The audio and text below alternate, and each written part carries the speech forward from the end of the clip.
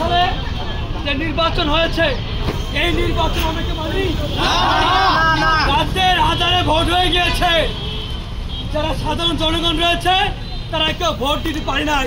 প্রত্যেকটা ভোট কেন্দ্রে আওয়ামী লীগের সন্ত্রাসীরা পাহারায় ছিল এবং বাংলাদেশের সবচেয়ে বৃহত্তম রাজনৈতিক দল জাতীয়বাদী বিএনপি দল তারা ভোটে তাদের নিয়ে আসা হয় নাই এবং আওয়ামী লীগ সরকার ষড়যন্ত্র করে এই নির্বাচন কমিশনে একটা বেহুদা কমিশন বসে রেখেছে। বেহুদা কমিশনার কখন কত টাইমে ভোট পড়েছে তার কোনো খোঁজ জানে না, ঘুম থেকে উঠে বলে যে এত % ভোট পড়েছে। আমরা এই নির্বাচন কমিশনারকে মানি না।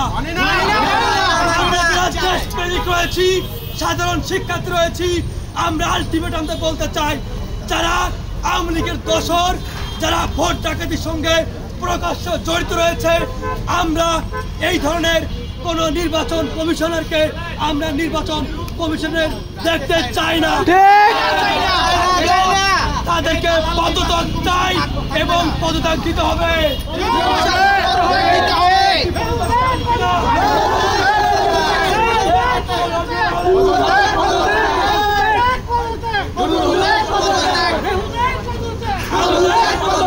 আমরা বেহুদা কমিশনার নূর হুদার পদত্যাগ যতক্ষণ না